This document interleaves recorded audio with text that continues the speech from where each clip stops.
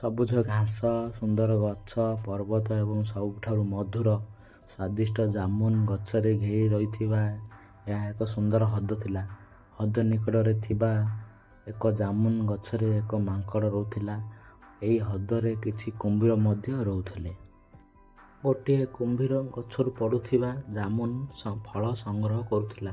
ପ୍ରତିଦିନ କୁମ୍ଭୀରର ଜାମୁନ ଗଛକୁ ଆସୁଥିବାରୁ ମାଙ୍କଡ଼ଙ୍କ ସହ ତାଙ୍କର ବନ୍ଧୁତା ହୋଇଥିଲା। କୁମ୍ଭୀର ଓ ମାଙ୍କଡ଼ ପ୍ରତିଦିନ ସାକ୍ଷାତ କରୁଥିଲେ। ମାଙ୍କଡ଼ଟି ଗଛରୁ ଅଧିକରୁ ଅଧିକ ସତେଜ ଜାମୁନ ଫଳ ଯୋଗାଇ କୁମ୍ଭୀରକୁ ସାହାଯ୍ୟ କରୁଥିଲା। ସେମାନଙ୍କ ସମ୍ପର୍କ ଜାରି ରହିଲା ଏବଂ ସେମାନେ ଘନିଷ୍ଠ ବନ୍ଧୁ ହୋଇଗଲେ। ଦିନେ ମାଙ୍କଡ଼ଟି କୁମ୍ଭୀରକୁ ଫଳ ଅଧିକ ସ୍ୱାଦିଷ୍ଟ ହୋଇଥିବାରୁ ପତ୍ନୀ ଓ ପରିବାରକୁ କିଛି ଜାମୁନ ଫଳ ଦେବାକୁ କହିଲା। କୁମ୍ଭୀର ରାଜି ହୋଇ ପତ୍ନୀଙ୍କ ପାଖକୁ ବହୁତ ଜାମୁ ଫଳ ନେଇଥିଲା।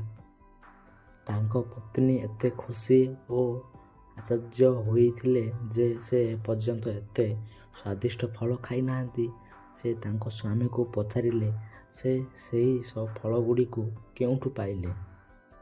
କୁମ୍ଭୀରଟି ତାଙ୍କୁ କହିଲା, ଜାମୁ ଗଛରେ ରହୁଥିବା ତାଙ୍କ ସାଙ୍ଗ ମାଙ୍କଡ଼ ତମ ପାଇଁ ଏସବୁ ଦେଇଛି। ସ୍ତ୍ରୀ କୁମ୍ଭୀର ମନରେ ଏକ ଯୋଜନା ପ୍ରସ୍ତୁତ ହେଲା। ସେ ତାଙ୍କ ସ୍ୱାମୀକୁ ପଚାରିଲେ, ତୁମ ସାଙ୍ଗ ପ୍ରତିଦିନ ଏହି ଫଳ ଖାଇଥାଏ କି? କୁମ୍ଭୀରଟି ହଁରେ ଉତ୍ତର ଦେଲା। ସେ ଆହୁରି କହିଲେ, ହେ ମୋର ଭଗବାନ! ଏହା ହେଉଛି ଆମେ ଖାଉଥିବା ସବୁଠାରୁ ମଧୁର ଫଳ। କଳ୍ପନା କରନ୍ତୁ, ଯଦି ସେ ପ୍ରତିଦିନ ଏହି ଫଳ ଖାଇବେ, ତେବେ ମାଙ୍କଡ଼ର ହୃଦୟ କେତେ ସ୍ୱାଦିଷ୍ଟ ହେବ। ମୋତେ ତୁମ ସାଙ୍ଗର ହୃଦୟ ଦରକାର। ଦୟାକରି ଆପଣ ଏହାକୁ ମୋ ପାଇଁ ଆଣିପାରିବେ କି? କୁମ୍ଭୀରଟି ତାଙ୍କ ପତ୍ନୀଙ୍କ ଠାରୁ ଏହା ଶୁଣି ଆଶ୍ଚର୍ଯ୍ୟ ହୋଇ ଯାଇଥିଲା। ସେ ଉତ୍ତର ଦେଲେ, କିନ୍ତୁ ସେ ମୋର ଘନିଷ୍ଠ ବନ୍ଧୁ। ମୁଁ ତାଙ୍କ ସହିତ ଏହା କରିପାରିବି ନାହିଁ। ସ୍ତ୍ରୀ କୁମ୍ଭୀର ତାଙ୍କୁ କହିଲେ, ଚିନ୍ତା କର ନାହିଁ, ତୁମେ ତାଙ୍କୁ ଏଠାକୁ ଆଣ, ତାପରେ ମୁଁ ଯତ୍ନ ନେବି। ନଚେତ୍ ପହଁରିବା ଜାଣି ନ ପାରିଲେ ଆପଣ ତାଙ୍କୁ ପାଣି ଭିତରକୁ ଠେଲିବାକୁ ଚେଷ୍ଟା କରିପାରନ୍ତି। ଦୀର୍ଘ ସମୟ ପରେ କୁମ୍ଭୀରଟି ନିଜ ପତ୍ନୀଙ୍କ ପାଖକୁ ମାଙ୍କଡ଼ ଆଣିବାକୁ ରାଜି ହୋଇଗଲା। ପରଦିନ କୁମ୍ଭୀର ମାଙ୍କଡ଼କୁ ମଧ୍ୟାହ୍ନ ଭୋଜନ ପାଇଁ ନିମନ୍ତ୍ରଣ କରି ନିଜ ମନପସନ୍ଦର ଖାଦ୍ୟ ମାଗିଥିଲା। ମାଙ୍କଡ଼ ଖୁସିରେ ଅତିଥି ହେବାକୁ ରାଜି ହୋଇଥିଲା କିନ୍ତୁ ମାଙ୍କଡ଼ଟି ହ୍ରଦରେ ପହଁରିବା ଜାଣିନଥିବାରୁ ଚିନ୍ତିତ ଥିଲା। ମାଙ୍କଡ଼ର ଦୁଃଖ ଭାବି କୁମ୍ଭୀର ମାଙ୍କଡ଼କୁ ଖୁସି କରି କହିଲା, ଚିନ୍ତା କର ନାହିଁ, ମୁଁ ତୁମକୁ ମୋ ପିଠିରେ ବୋହି ନେବି ଏବଂ ତୁମକୁ ମଧ୍ୟ ସୁରକ୍ଷିତ ଭାବେ ଫେରାଇ ନେବି। ମାଙ୍କଡ଼ଟି ରାଜି ହୋଇଗଲା ଏବଂ କୁମ୍ଭୀର ତାଙ୍କୁ ପିଠିରେ ବସାଇ ନିଜ ଘରକୁ ନେଇଗଲା।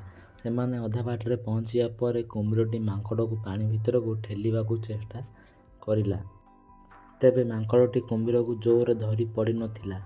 କୁମ୍ଭୀରର ଏଭଳି କାର୍ଯ୍ୟକୁ ନେଇ ମାଙ୍କଡ଼ ସନ୍ଦେହ କରି ସତ କହିବାକୁ କହିଲା।